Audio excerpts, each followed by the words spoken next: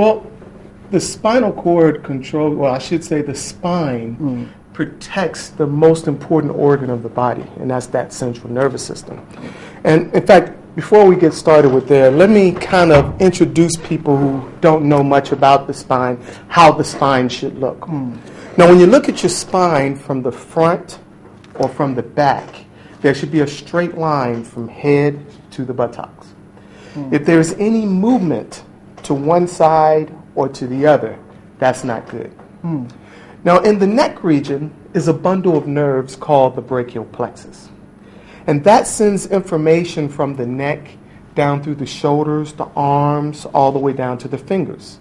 So some of the symptoms a person could have would be neck pains, shoulder pains, numbness and tingling down the arms. And that sends information from the waist down through the buttocks, the thighs, knees, calves, all the way down to the toes. So some of the symptoms there would be waist pains, buttocks pains, thigh pains, knee pains, numbness and tingling down the arms, down the toes, legs down to the toes. It could cause impotence in some men, menstrual problems in some females, as well as bladder problems and things like that. Now, when you look at your spine from the side, there should be 4 curves. A curve in the neck, the mid-back, the low back, as well as the buttocks. Now, the curve in the neck and in the lower back should be in the same direction. So, if the neck is curved this way, the low back should be curved the same direction. And the mid-back and the buttocks should be curved in the opposite direction. Now, if there is too much of a curve or too small of a curve in any of these 4 areas when you're looking at it from the side, that is not good. So it is wrong for the spine to be this straight. When you're on the side, it should not be straight. But when it should be more of a curve like so. It should have 4 curves. But when it's in front of you, like if I'm looking at you from straight to straight, it should be straight. Because if it's this way, that means there's a possible problem. If it's this way, there's a possible problem. Now, some of you probably wonder, how can I tell if I'm looking in the mirror? How can I actually tell if my spine is out of alignment? Well, if you see one shoulder higher than the other shoulder, then it's a possibility your spine is out of alignment. If your head is tilted to the right or to the left, or you see your head is twisted to one side, it's a possibility that you're having a problem. If you look at your shoes, and at the bottom of your shoe, there's one side of that shoe that's worn down more than the other side, it's a possibility that you're having problems. It could be some physical problem. It could be that you're having knee pains, or you're having hip problems, or you may see the hip higher than the other.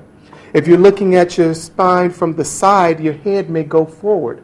In fact, I got a picture here. It says, how heavy is your head? Now, did you know that your head weighs 8 to 12 pounds? The human head? The human head weighs 8, like a bowling ball. And have you ever lifted held? Well, when that bowling ball, or when that head goes 1 inch forward, it adds another 8 to 12 pounds. When it goes forward 2 inches, 24 pounds. When it goes forward 3 inches, 36 pounds. So some people are walking around with a 50-pound head. Not that the head is actually that heavy, but because the body has gone to a certain level and it's causing certain issues. It could cause headaches. It could cause dizziness. It can cause neck pains, back pains, and so many other things could possibly occur. Let's look at this picture again, and if the cameras can pick it, this picture, then you can explain to us. I think I should. So you can explain to us how we should walk and sit. We'll look at the sitting picture, but how should we position our heads? And should it be deliberate in positioning your head? See, healing starts from above, down, inside out. Above, down, inside out. So it starts from here. It starts from the brain. So we have to make a conscious effort to make lifestyle changes. And that's the importance of what World Spine Day is all about, is to get people to have an understanding, more of an understanding about the importance of their spine, because unfortunately people don't have that understanding. We understand about the importance of our breast. We understand the importance of brushing our teeth and things like that, but we don't understand how important our spine is until we're having with sisi and with or back pain, waist pains, and so forth, so on. So when you're standing or when you're sitting, the ear should be over the shoulder. But when it's too far forward, as you see here, if it's too far forward, it causes what we call a hyperlordosis or hyperkyphosis in the back region. So when you do that, it can sometimes cause shoulder issues, shoulder pains and things like that. And see, a lot of people, they sit improperly. You know, they sit with their legs crossed, with their backs down, like when they're on their phone. And I'm talking to somebody who's in this room here, and she knows who it is. That's why she's smiling at this point. But all these things can cause that body not to respond properly, and then we start to have these issues. And then we wonder why we're having these problems. But it could have started at an early age. See, there's And see, the reason why I'm going through all these different types of things, because we don't have enough time. We only have about 10 minutes to communicate these things. But if I don't talk about these things quickly, we won't get these things done. And people should learn not to walk like this or sit like this? People should learn not to walk like that, should not sit like that.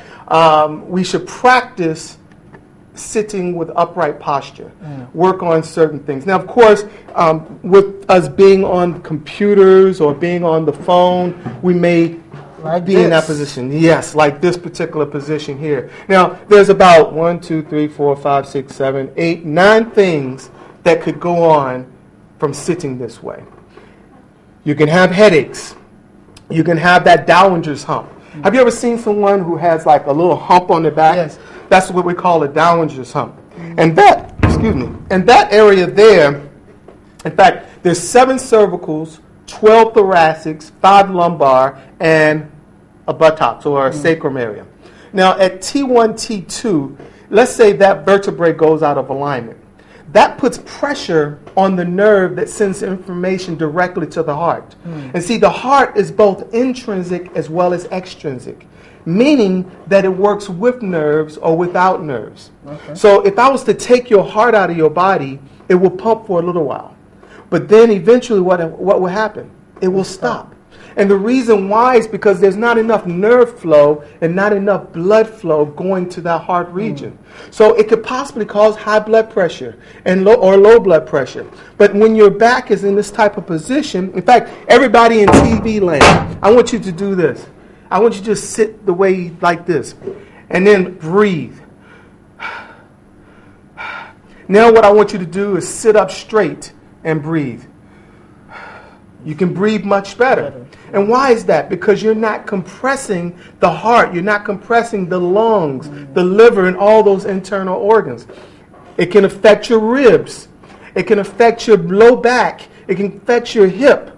It can affect your back. It can cause carpal tunnel syndrome. It can even affect your knees when you're sitting in this type of position. You're looking like a Kermit almost, you know. And then as we get older, we start thinking that we're looking cute and we're looking like this. Yeah. I see. It means pretty serious issues coming up. Anything surrounding the spine, we should take critical. We should take very critical because it controls and coordinates every working organ of the body. In fact, this protects the most important organ of the body, and that is the central nervous system. So if that nervous system isn't working at its optimal level, the rest of the body will not work at its optimal level. What can we do to protect the spine and ourselves? How is this something we need to eat? Because I know we've just talked about the posturing, walking and sitting postures, but is there something we should eat or do that can ensure that at least we are taking good care of the spine? Well, one of the things we must do is start eating healthier, eating more fruits and vegetables. And I know it's a difficult thing to do sometimes, but we need to get more fruits and vegetables in our system. And we also need to get more water, clean drinking water to drink. And the reason why is because our disc that's in between each vertebrae has about 75% water. Just like our body is about 75% water, the disc in between each one of these vertebrae is 75% water as well. In fact, a lot of people don't realize, but the bone itself has 10% water.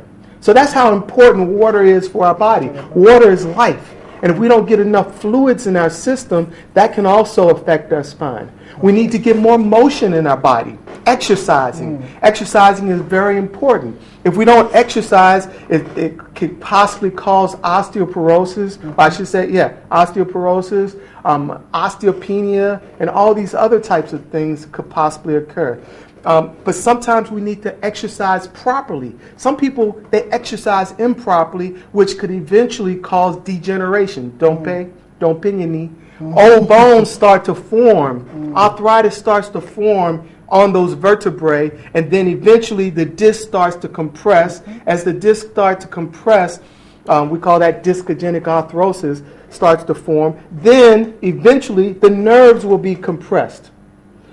Now, when we sit improperly with the legs crossed like so, what happens is that your body twists as well. And when that starts to happen, when your body starts to twist and things, it also causes the pelvis to go out of alignment, which then causes the sacrum to go out of alignment, which would then cause the vertebrae. And then a lot of people have what we call rotational malposition. You know, rotational malposition is when that vertebrae is shifted more to the left or shifted more to the right. And when it does that, it puts pressure on the legs, on the body, and then it can affect the legs. And people in fact, you're probably sitting around with a wallet in your back pocket. And when people sit with wallets in their back pocket, that could put pressure on the ischial tuberosity, which can also cause the vertebrae to go out of alignment as well. And it's a muscle here called the piriformis muscle that puts pressure on the sciatic nerve, which is the longest nerve in the body, and that could possibly cause pains and other things as well. So it's so much. A lot of things coming up here. And we seem to be enjoying this, but then we are running out of time as well. Yes. But how vast is the level of awareness we've created, and are Ghanaians responding? Are people coming to your outfit? And then we would want you to tell us about your outfit in a bit, but how much information has gone out there, and how is the response like? Well, we've given a lot of information in the past. Unfortunately, I haven't been out in the market educating the public as much as I was in the past. You know, we used to have a Spinal Awareness Week back in 2008, 9, and 10. We had a Spinal Awareness Week where we had a golf tournament, and we did so many different things. It was at 37 Military Hospital, giving adjustments and other things as well. But unfortunately, in the last couple of years, we haven't really been getting that awareness out there. So that's one of the reasons why I said, let me start back at educating the public about their spine, because some people just don't understand the importance until they start having the problem. And prevention is better than cure. You know, like I said before, we understand the importance of brushing our teeth, but we don't understand the importance of taking care of our spine. And our spine is so important that if that's not working properly, in fact, if you was to take your spine out of your body, you would just fall like a ball of jelly, because that's that important. That's what keeps you upright. How regularly should an individual go for a spinal check? Well, I would recommend it every 6 months. You should at least check to see if something's going on in your spine. But I get adjusted every week. I try to get an adjustment. And the reason why I get an adjustment is because I go through stress. We all go through some type of stress, either physical, chemical, or an emotional stress we go through.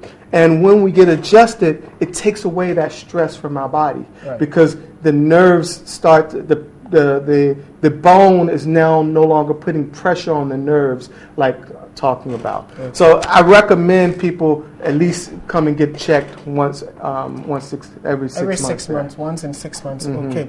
All right. So we've been speaking with Dr. Brian Cox. He is the Chief Executive Officer of Spinal Clinic. And if you can help us with some contacts in case people want to do that, because I know people who really need to come for some checkup. We're located. We have 3 locations. We have a location at Lasha B, over by Community 20. One at East Legon. We just opened that one in East Legon. We were in Labonte, but we decided to move to East Legon area, over by American House, Save the Nation Site Clinic. But the number, and also last but not least, we have one in Tamale, across from Camina Barracks. But the number there, the hotline number, I would say, is 0244-837-317. Again, the number is 0244-837-317. And we're actually doing a promotion right now for the World Spine Day. I'm not sure how long we will have it. For at least a month we will have this promotion, but we're knocking 30% off of the package deal. Yes, we're knocking 30% off of the package deal. All right, thank you very much.